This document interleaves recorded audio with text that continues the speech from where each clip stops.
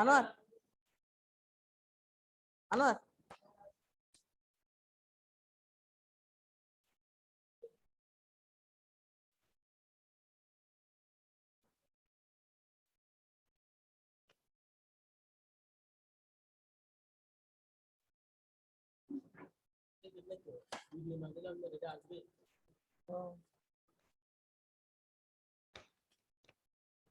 আসসালামু আলাইকুম প্রিয় শিক্ষার্থীরা, সপ্তম শ্রেণীর শিক্ষার্থীরা, আশা করি ভালো আছো।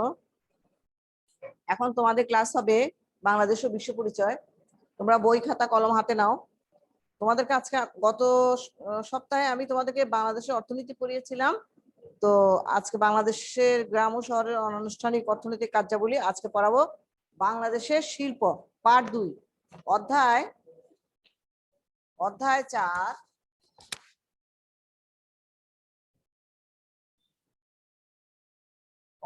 4, বাংলাদেশের অর্থনীতি।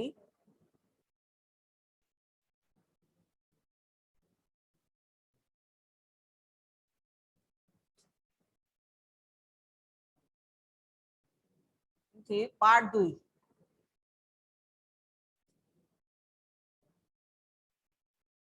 2, বাংলাদেশের শিল্প।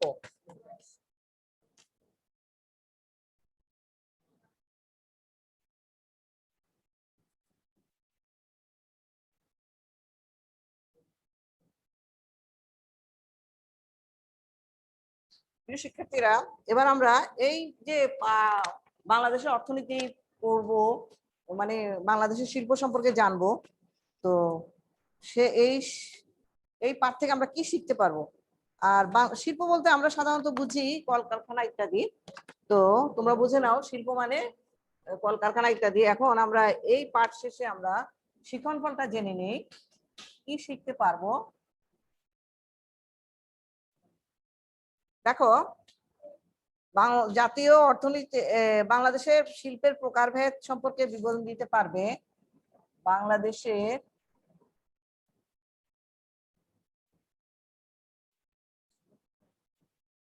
শিল্পের প্রকারভেদ সম্পর্কে বিবরণ দিতে পারবে।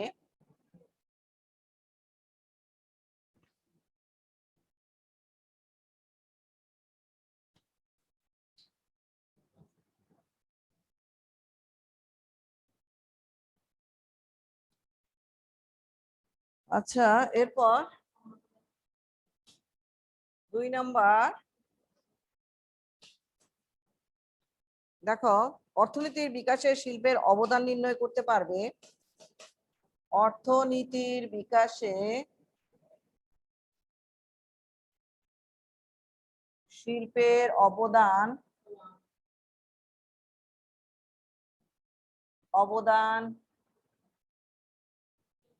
নির্ণয় করতে পারবে।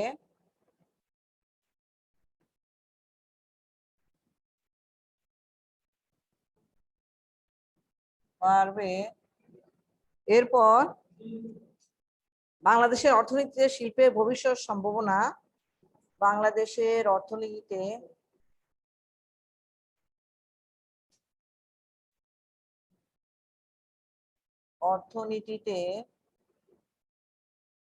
শিল্পের ভবিষ্যৎ সম্ভাবনা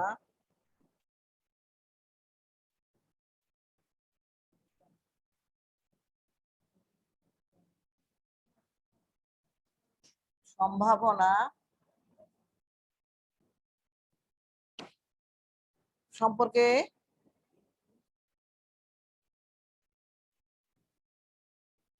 ধারণা বর্ণনা করতে পারবে।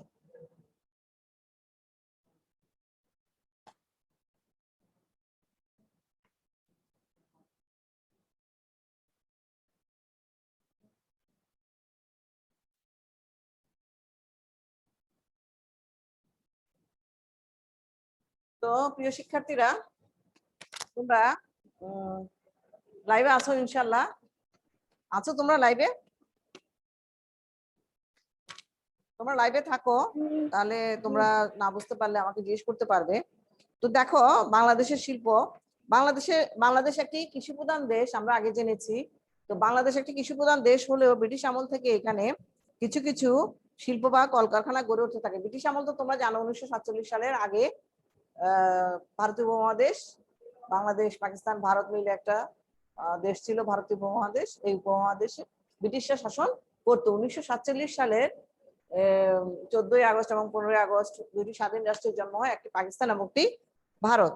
তো পাকিস্তানিদের অধীনে আমরা তখন ছিলাম। তো তারপরে আমরা পরে আবার দীর্ঘ 9 মাস মহান মুক্তিযুদ্ধের মাধ্যমে অনেক অনেক শহীদের আত্মত্যাগের বিনিময়ে একটি স্বাধীন দেশ পেয়েছি, একটি নিজস্ব ভাষা পেয়েছি, বাংলা ভাষা। বাংলাদেশ আমাদের একটি স্বাধীন দেশ। তো দেখো, ব্রিটিশ আমল সম্পর্কে তোমরা একটু ধারণা পেলে।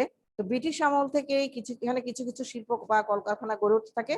তার মধ্যে কি ছিল? পাট, সুতা, তারপরে কাপড়ের কলই প্রধান ছিল। তো পাকিস্তান সৃষ্টির পর পূর্ব বাংলার নারায়ণগঞ্জে, তোমাদেরকে বলেছি পাকিস্তান ব্রিটিশদের থেকে স্বাধীন হয়ে আমরা পাকিস্তানে নামক এক স্বাধীন রাষ্ট্রের জন্ম হয়েছিল। পাকিস্তানের অধীনে আমরা ছিলাম। পূর্ব পাকিস্তান ছিল আমাদের দেশের নাম, আর পশ্চিম পাকিস্তান দুইটি অংশ ছিল, একটি পূর্ব পাকিস্তান, একটি পশ্চিম পাকিস্তান। পূর্ব পাকিস্তানে আমরা অধিবাসী ছিলাম। তো দেখো, পাকিস্তান সৃষ্টির পর পূর্ব বাংলা মানে পূর্ব পাকিস্তান বা পূর্ব বাংলা নারায়ণগঞ্জে প্রতিষ্ঠিত হয় পৃথিবীর সর্ববৃহৎ পাটকল আদমজি জুট মিলস। মানে সারা পৃথিবীতে, সারা বিশ্বে সবচেয়ে বড় পাটকল ছিল নারায়ণগঞ্জে আদমজি জুট মিলস। তো জুট অর্থ পাট, তোমরা সবাই জানো। তো পাকিস্তানি আমলের শিল্প বা কলকারখানা প্রতিষ্ঠার ক্ষেত্রে এই অঞ্চলটি শাসকদের বৈষম্য বা বঞ্চনার শিকার হয়। তোমরা ইতিপূর্বে পড়েছো, ষষ্ঠ শ্রেণীতে পড়ে থাকবে, পশ্চিম পাকিস্তানিরা আমাদের শাসন করত। তো তারা কি করতো? আমাদেরকে বঞ্চনা আর বৈষম্যের শিকার করেছিল। তো বঞ্চনা বা বৈষম্য, ওরা অর্থাৎ পশ্চিম পাকিস্তানিরা যেসব সুযোগ সুবিধা ভোগ করতো, আমরা সেসব সুযোগ সুবিধা পেতাম না। মানে পূর্ব বাংলার জনসাধারণ সেসব সুযোগ সুবিধা পেত না, সেটাই বৈষম্য বা বঞ্চনা। তো 1971 সালে স্বাধীনতার পর বাংলাদেশের বিভিন্ন স্থানে নতুন নতুন শিল্প কলকারখানা গড়ে উঠতে থাকে। তো 1971 সালে কি আমাদের দেশ স্বাধীন হয়, পাকিস্তানিদের অধীনতা থেকে মুক্ত হয়ে একটি স্বাধীন রাষ্ট্রের জন্ম হয়, বাংলাদেশ নামক একটি স্বাধীন রাষ্ট্রের জন্ম হয়। তো 1971 সালে স্বাধীনতার পর বাংলাদেশের বিভিন্ন স্থানে নতুন নতুন শিল্প কলকারখানা গড়ে উঠতে শুরু করে। এক সময় বা আমাদের দেশের পাট শিল্পই ছিল প্রধান।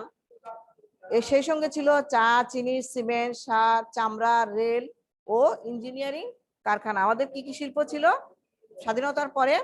চা, চিনি, সিমেন্ট, চামড়া, রেল ও ইঞ্জিনিয়ারিং কলকারখানা। তো বর্তমানে গার্মেন্টস ও ঔষধ শিল্প বাংলাদেশে বিরাট সাফল্য অর্জন করেছে। মূলধন উৎপাদনের পরিমাণ, কর্মী, শ্রমিকের সংখ্যা ইত্যাদি বিচারে শিল্প প্রতিষ্ঠানকে কয়েকটি ভাগে ভাগ করা যায়। কি কি ভাগ করা যায় দেখো। আর মানে মূলধন, মানে অর্থ, মূলধন মানে তোমার কতটা টাকা আছে, আর উৎপাদনের পরিমাণ কতটা উৎপাদন হলো, কর্মী মানে যারা কাজ করে বা শ্রমিকের সংখ্যা ইত্যাদি বিচারে শিল্প প্রতিষ্ঠানকে কয়েকটি ভাগে ভাগ করা যায়। কি কি দেখো, একটা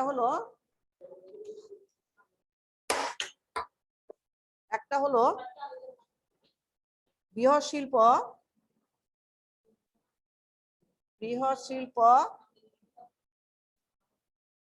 তারপর মাঝারি শিল্প,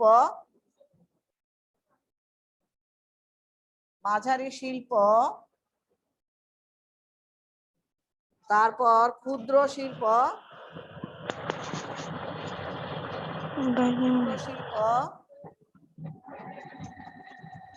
তারপর কুটির শিল্প।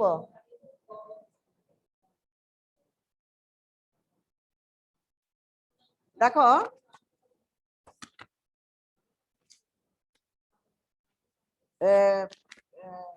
কর্মী, শ্রমিকের সংখ্যা ইত্যাদি বিচারে শিল্প প্রতিষ্ঠানকে কয়েকটি ভাগে ভাগ করা যায়: বৃহৎ শিল্প, মাঝারি শিল্প, ক্ষুদ্র শিল্প, কুটির শিল্প।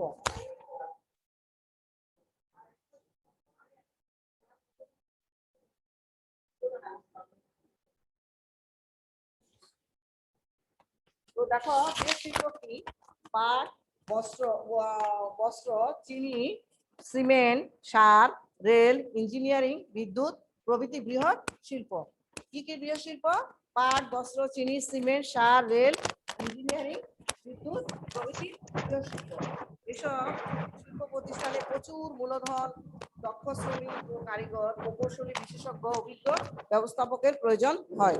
এসব শিল্পের উৎপাদন ক্ষমতাও অনেক বেশি।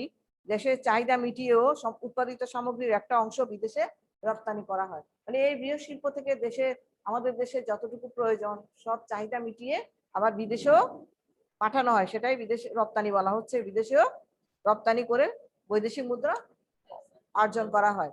তো আর জাতীয় অর্থনীতিতে এই ধরনের বৃহৎ শিল্পের গুরুত্ব অপরিসীম। দেশের অর্থনৈতিক মেরুদণ্ড হিসেবে কাজ করছে এই শিল্পগুলো। অর্থনৈতিক মেরুদণ্ড কেন বলা হচ্ছে? দেশের চাহিদা মিটিয়ে বৈদেশিক মুদ্রা উপার্জন করা হচ্ছে। আর মাঝারি শিল্প কি? তো আমরা জানলাম বৃহৎ শিল্প মানে বড় শিল্প, বড় বড় শিল্পগুলো। এবার মাঝারি শিল্প কি? দেখো, যেসব শিল্প প্রতিষ্ঠানে 1.5 কোটি টাকার অধিক মূলধন খাটে সেগুলোকে সাধারণত মাঝারি শিল্প বলে গণ্য করা হয়। যেমন হালকা engineering, silk, ceramic, cold storage বা হিমাগার প্রভৃতি।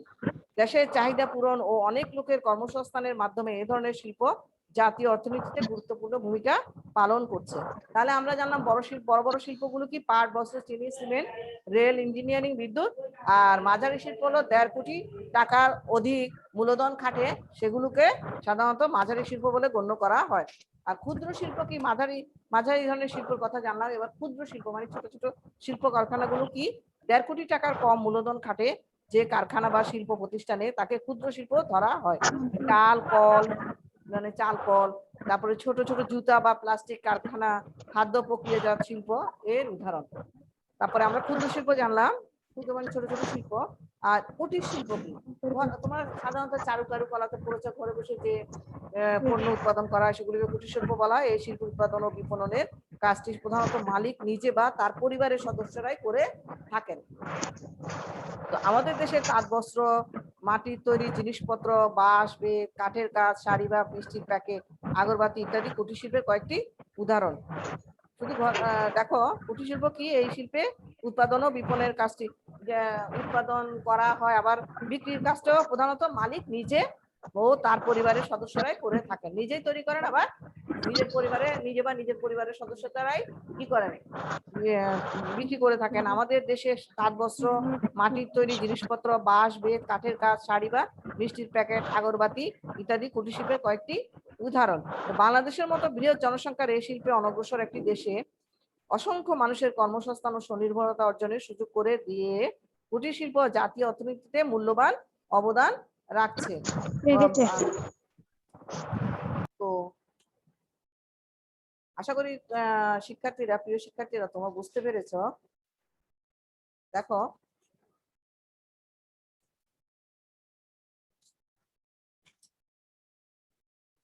তাহলে আমরা জানলাম শিল্প কলকারখানা সম্পর্কে, বৃহৎ শিল্প, ক্ষুদ্র শিল্প, মাঝারি শিল্প, ক্ষুদ্র শিল্প, তারপরে কুটির শিল্প। তো আরেকটা কথা জেনে নাও,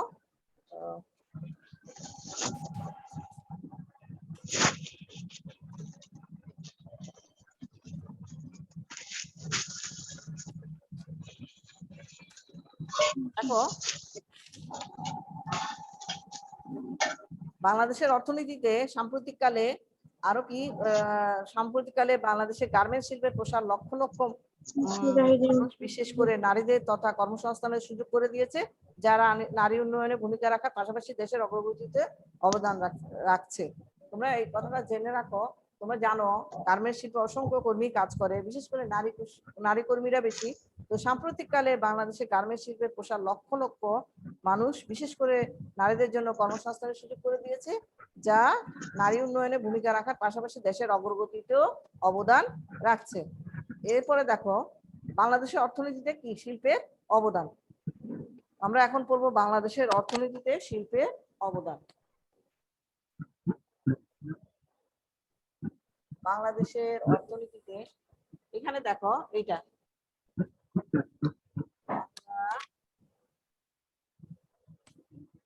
দেশের অর্থনীতিতে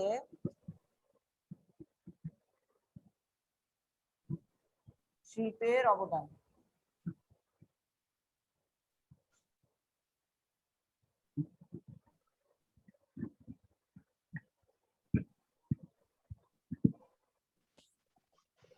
তো নগরের বিস্তার ও মানুষের জীবনমান বৃদ্ধির ফলে এখন তো বাংলাদেশে শুধু কৃষি কিন্তু কৃষি, আমরা বাংলাদেশ কৃষি প্রধান দেশ হলেও এখন কি বাংলাদেশ অনেক এগিয়ে গিয়েছে। তো নগরের বিস্তার ও মানুষের জীবনমান বৃদ্ধির ফলে পৃথিবীর অন্যান্য দেশের মতো বাংলাদেশেও ম্যাডাম এটা চতুর্থ অধ্যায়। বলো বলো তো। এটা চতুর্থ অধ্যায়। হ্যাঁ, এটা চতুর্থ অধ্যায়, এটাও চতুর্থ অধ্যায়। ওই বাংলা পার্ট 2, বাংলাদেশের শিল্প। দেখো, বা নগরের বিস্তার ও মানুষের জীবনমান বৃদ্ধির ফলে, তোমরা 39 পৃষ্ঠা দেখো, কি হয়েছে, দেশের অন্যান্য দেশের মতো বাংলাদেশেও শিল্পের ভূমিকা ক্রমে গুরুত্বপূর্ণ হয়ে উঠছে। খাদ্য, বস্ত্র, ঔষধের মতো জিনিসগুলো তো বটেই, জ্বালানি, বিদ্যুৎ, গৃহ নির্মাণ, তারপরে সামগ্রী ছাড়া আমাদের জীবন আজ অচল। আর এগুলো আমরা কোনো না কোনো শিল্প থেকে পেয়ে থাকি। কি কি বলতো? খাদ্য, বস্ত্র, ঔষধ, জ্বালানি, বিদ্যুৎ, গৃহ নির্মাণ সামগ্রী ছাড়া আমাদের জীবন আজ অচল। এগুলো আমরা কোনো না কোনো শিল্প থেকে পেয়ে থাকি। তো কৃষির পর দেশের বিরাট সংখ্যক মানুষের জীবিকার সংস্থান হচ্ছে এই শিল্প খাত থেকে। এর অভাব,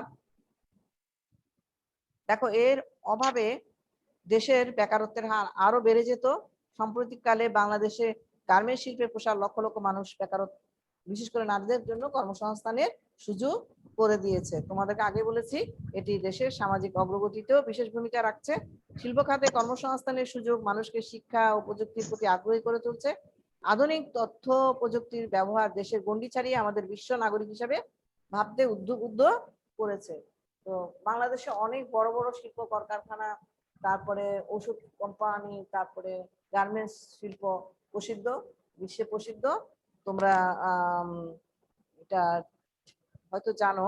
তো বাংলাদেশের, এবার আমরা পড়বো বাংলাদেশের শিল্পের ভবিষ্যৎ সম্ভাবনা। এটা বাংলাদেশের শিল্পের ভবিষ্যৎ সম্ভাবনা, বাংলাদেশের অর্থনীতিতে শিল্পের ভবিষ্যৎ সম্ভাবনা। দেখো, বাংলাদেশ একটি শিল্প সম্ভাবনাময় দেশ। এর রয়েছে বিশাল জনসম্পদ। জনসম্পদ কিন্তু একটা দেশের জন্য একটা শক্তি। কেমন? যদি সেই জনসম্পদকে কাজে লাগানো যায়। জনসম্পদ কিন্তু একটা দেশের জন্য কিন্তু কোনো ক্ষতি না, মানে হুমকি না। বেশি জনগণ একটা দেশের জন্য কি সম্পদ, যদি সেই জনসংখ্যাকে কাজে লাগানো যায়। তো এখানে আমাদের রয়েছে বিশাল জনসম্পদ বাংলাদেশে আর কি। এখানে অপেক্ষাকৃত কম মজুরিতে দক্ষ অদক্ষ উভয় ধরনের প্রচুর শ্রমিক পাওয়া যায়। এবং অন্যান্য দেশের তুলনায় আমাদের দেশে কম বেতনে, মজুরি মানে কম বেতনে দক্ষ অদক্ষ, অভিজ্ঞ অনভিজ্ঞ অনেক শ্রমিক পাওয়া যায়। তো ফলে বিদেশি বিনিয়োগকারীরা এদেশে শিল্প স্থাপন ও বিনিয়োগ করতে আগ্রহী হন। গার্মেন্টস শিল্প এর একটি বড় উদাহরণ। তো সাকিবুল হাসান, তুমি কি লাইভে আছো? বুঝতে পারছো? আচ্ছা, এই বিভিন্ন বিদেশি কোম্পানি বাংলাদেশে এককভাবে ও যৌথ অংশীদারিত্বে গার্মেন্টস কারখানা স্থাপন করেছে। এখানেও আছে বিদেশি কোম্পানি, বিদেশিরা এখানে গার্মেন্টস শিল্প বিনিয়োগ করেছেন এককভাবে অথবা যৌথ অংশীদারিত্বে। এককভাবে গার্মেন্টস শিল্প তৈরি করেছেন অথবা বাংলাদেশিদের সাথে কি যৌথভাবে গার্মেন্টস কারখানা স্থাপন করেছেন। এদেশে তৈরি পোশাক আজ বিশ্বের বাজারে সমাদৃত হচ্ছে। তো প্রচুর বৈদেশিক মুদ্রা অর্জন করা হয় কি গার্মেন্টস শিল্প থেকে। গার্মেন্টস ছাড়া অন্যান্য শিল্প বিদেশিরা পুঁজি বিনিয়োগ করতে আগ্রহ দেখাচ্ছে। বিদেশি বিনিয়োগকারীদের আকৃষ্ট করতে সরকার দেশে কয়েকটি রপ্তানি প্রক্রিয়াকরণ এলাকা প্রতিষ্ঠা করেছে। যেমন তোমরাও একটা রপ্তানি প্রক্রিয়াকরণ এলাকার বিদ্যালয়ে পড়ছো বা ব্যবসা স্কুলে পড়ছো। কেমন? তাছাড়া বন্দর ও পরিবহন সুবিধা বৃদ্ধি, বিদ্যুৎ ও গ্যাস সরবরাহ ব্যবস্থার উন্নতি, ওয়ান স্টপ সার্ভিস চালু করার মাধ্যমেও সরকার শিল্প খাতে বিদেশি বিনিয়োগকে উৎসাহিত করছে। এসব পদক্ষেপের ফলে আগামীতে দেশে নানা ধরনের শিল্প কারখানা গড়ে ওঠার সম্ভাবনা দেখা যাচ্ছে। এই সরকারি এসব পদক্ষেপের ফলে কি আগামীতে নানা ধরনের শিল্প কলকারখানা গড়ে ওঠার সম্ভাবনা দেখা যাচ্ছে। বলো। দেখা যাইতেছে না। দেখা যাচ্ছে না? হুম, এবার দেখতে এখন পাচ্ছ? দেখা যাইতেছে না। এবার দেখতে হ্যাঁ, পাচ্ছ? জি। আচ্ছা, তো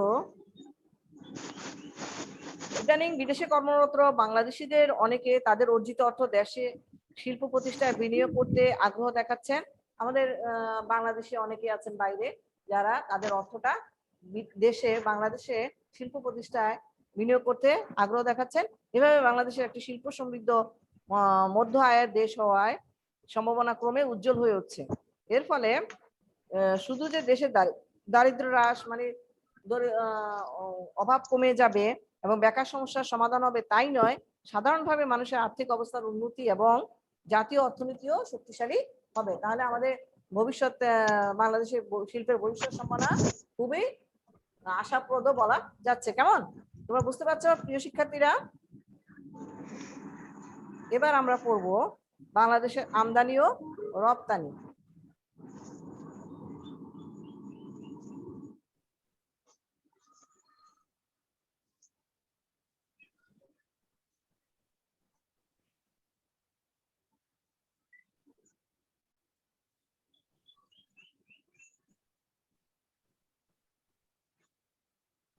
দেখো এবার তোমরা দেখো প্রিয় শিক্ষার্থীরা 39 পৃষ্ঠায় পার্ট 3 বাংলাদেশের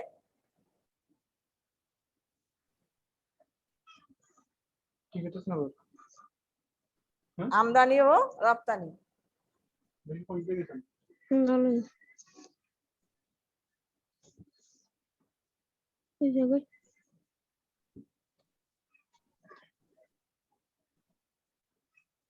তো দেখো,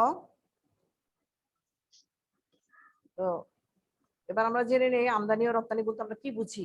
তো সাধারণত কোনো দেশই তার চাহিদার সমস্ত জিনিস নিজেরা উৎপাদন করতে পারে না, অন্য দেশ থেকে কিছু কিছু জিনিস তাকে আমদানি করতে হয়। একইভাবে দেশের চাহিদা মিটিয়ে উৎপাদিত পণ্যের একটা কিছু অংশ বিদেশি রপ্তানি করা হয়। কিছু অংশ কোত্থেকে, বাইরে থেকে যে জিনিসটা আনা হয় সেটা হলো আমদানি, আর যে দেশ থেকে দেশের চাহিদা মিটিয়ে বাইরে বিভিন্ন দেশে যে যা পাঠানো হয় সেটা হলো রপ্তানি। বিদেশে যা প্রেরণ করা হয় সেটা হলো রপ্তানি। উৎপাদিত পণ্যের একটা অংশ যখন বিদেশে প্রেরণ করা হয় সেটা হলো রপ্তানি বলা হয়।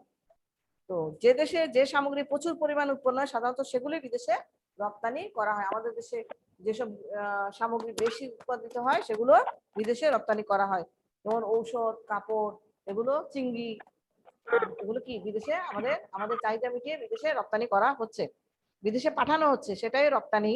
এভাবে বিদেশে পণ্য রপ্তানি করে অর্জিত বৈদেশিক মুদ্রা যেমন বিদেশ থেকে পণ্য আমদানিতে ব্যয় করা যায়, তারপরে আমাদের যেটা দরকার, আমাদের চাহিদা মিটিয়ে যে সামগ্রীগুলো বাইরে পাঠানো হয় সেটা তো রপ্তানি। আর আমাদেরও তো কিছু কিছু সামগ্রীর দরকার হয়, সেগুলো কি আনা হয় রপ্তানি করে, যে বৈদেশিক মুদ্রা অর্জন করা যায় সেগুলো আমাদের আমাদের চাহিদা অনুযায়ী পণ্য আবার আমদানি করা যেতে পারে সেই টাকায়।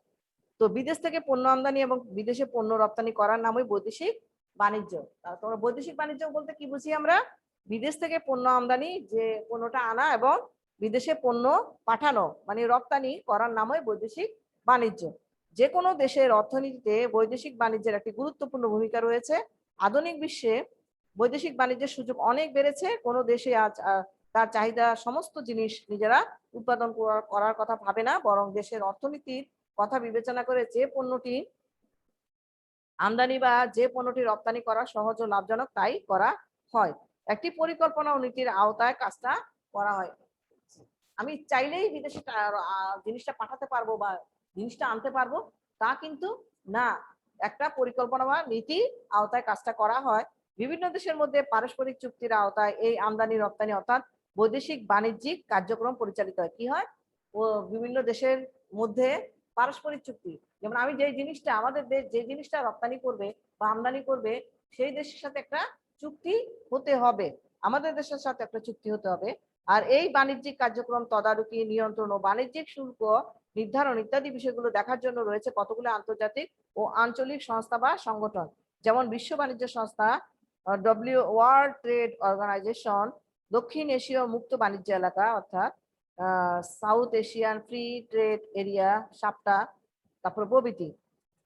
যে দেশের আমদানির চেয়ে রপ্তানির পরিমাণ বেশি তাকে উন্নত দেশ ধরা হয়। মানে ধর এই যেমন বিশ্ব বাণিজ্য সংস্থা কি কি আছে, ওয়ার্ল্ড ট্রেড অর্গানাইজেশন, তারপর আরেকটা আছে south Asian free trade area.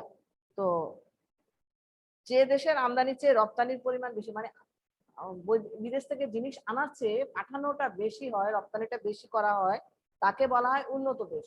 কেমন? যেমন আমাদের দেশ। এরপরে দেখো, তোমাদেরকে ছোট ছোট একটু প্রশ্ন করলে ভালো হতো, সময়ের অভাবে আমি তোমাদেরকে আসলে তেমন প্রশ্ন করতে পারছি না। দেখো, আচ্ছা বলো তো, এই যে আমি পড়লাম বাংলাদেশের শিল্প, তো বলো তো ব্রিটিশ আমল থেকে বাংলাদেশে গড়ে ওঠে কি, বলো তো, বলতে পারবে? তোমরা লাইভে আছো প্রিয় শিক্ষার্থীরা, বলতে পারবে?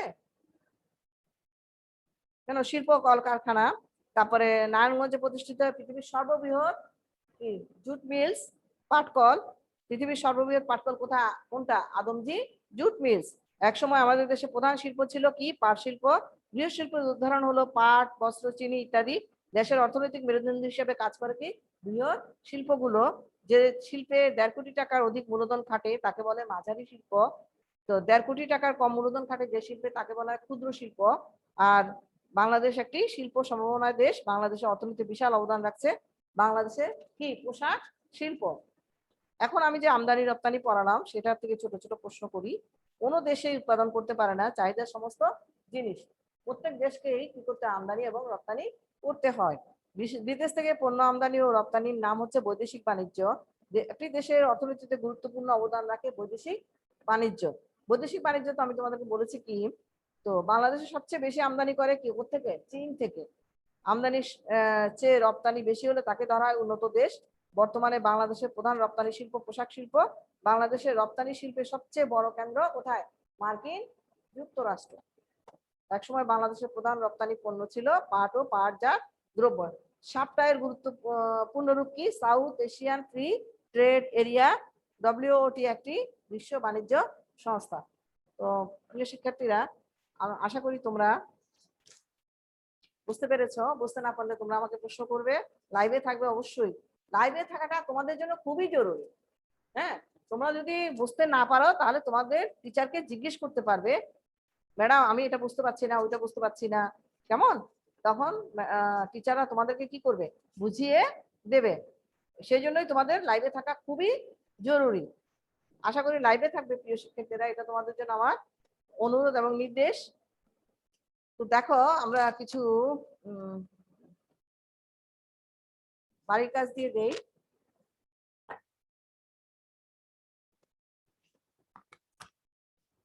বাংলাদেশের শিল্প, বাংলাদেশের আমদানি রপ্তানি, এখান থেকে তোমরা 20টি বহু নির্বাচনী প্রশ্ন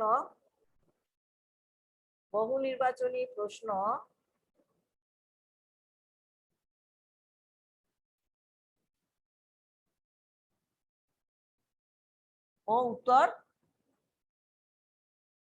লিখবে। শিক্ষার্থীরা, বাড়ির কাজে তারিখ দিয়ে তোমরা বাড়ির কাজ তৈরি করবে। প্রশ্নটা তোমরা নিজেরাই তৈরি করবে, উত্তরটাও কিন্তু তোমরা নিজেরাই তৈরি করবে।